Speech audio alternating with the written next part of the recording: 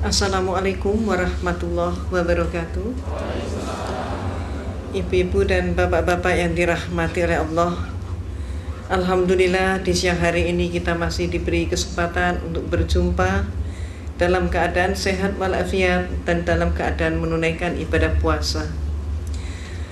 Dan saya pun mohon maaf yang sebesar-besarnya atas keterlambatan saya. Tapi alhamdulillah Allah pun masih berkenan untuk menakdirkan kita berjumpa. Karenanya mari kita ungkapkan puji dan syukur kita kehadapan Allah Subhanahu wa taala atas semua limpahan rahmat, hidayah serta nikmat-nikmatnya. Alhamdulillahirrahman, alamal Quran, khalaqal insana alamahul bayan. Ashadu alla ilaha illallahul wahidul qahar, al-azizul ghafar, mukawwirul laili ala nahar. Wa ashadu anna muhammadan abduhu wa rasuluh, wa habibuhu wa khaliluh. Allahumma sholli ala sayyidil mursalin, wa ala alihi wa sahbihi ajmain. Wa man tabi'ahum bi isanin ila yaumidin, amma ba'd. Qala Allah Ta'ala fi kitabihil karim, a'udzu billahi minas syaitonir rajim. Bismillahirrahmanirrahim. Kuntum khairu ummatin ukhrijat lin-nasi ta'muruna bil ma'rufi wa tanhauna 'anil munkari wa tu'minuna billah al-ayat. Wa qala Rasulullah sallallahu alaihi wasallam, kullu mauludin yuladu 'alal fitrah fa abawahu yuhawidanihi ayunasironihi ayumajisonihi. Ibu-ibu dan bapak-bapak yang dirahmati oleh Allah, saya yang berada di hadapan ibu dan bapak adalah sebagai salah satu contoh mantan kafir. Dan disebut dengan istilah mantan kafir, saya pun mengucapkan alhamdulillah.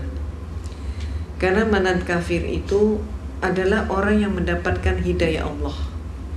Sangat berbeda kalau disebut mantan santri, mantan ustadz, ataupun mantan kiai. Na'udzubillah. Karena dia bukan mendapatkan hidayah Allah, tapi sebaliknya mendapatkan laknat Allah. Perbedaan antara saya dengan ibu bapak seluruhnya,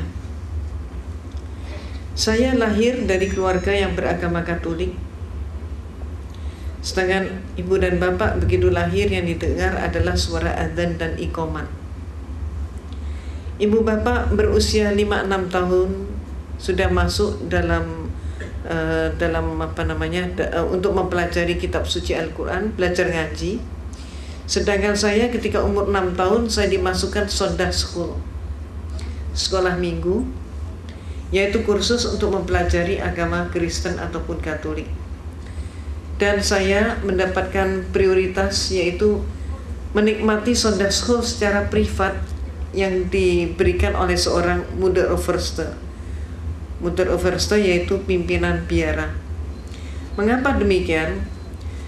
Antara lain dikarenakan ayah ibu saya adalah donatur terbesar gereja. Ketika kemudian saya remaja, saya masuk organisasi di gereja yang namanya Legio Maria. Legio dari kata legiun, Maria maksudnya adalah Siti Maryam binti Imran, ibu daripada Nabi Isa alaihissalam. Visi misi organisasi itu adalah mencari domba tersesat. Siapa yang dimaksudkan domba tersesat? Yang dimaksudkan domba tersesat bukan kambing-kambing yang kita potong saat Idul Adha, tapi yang dimaksudkan domba tersesat adalah siapapun orangnya yang belum Kristen. Jadi seperti seluruh daripada kita yang hadir di masjid ini, itu juga disebut sebagai domba tersesat oleh mereka. Dan inilah yang diprogram untuk dikristenkan oleh mereka. 1 tahun berikutnya saya menjadi salah satu ketua terbesar dengan jumlah anggota terbesar di tanah air kita. Dan setelah itu saya masuk biara menjadi seorang biarawati atau suster. Ibu dan bapak, jujur-jujur saja saya tidak pernah bercita-cita menjadi seorang muslimah. Cita-cita saya menjadi seorang biarawati dan saat itu sudah tercapai. Namun pada saat justru saya sudah mencapai cita-cita saya, disinilah Allah menyelenggarakan kehidupan hambanya. Pada saat saya di biara, dari seluruh mereka yang masuk biara hanya ada 2 orang saja.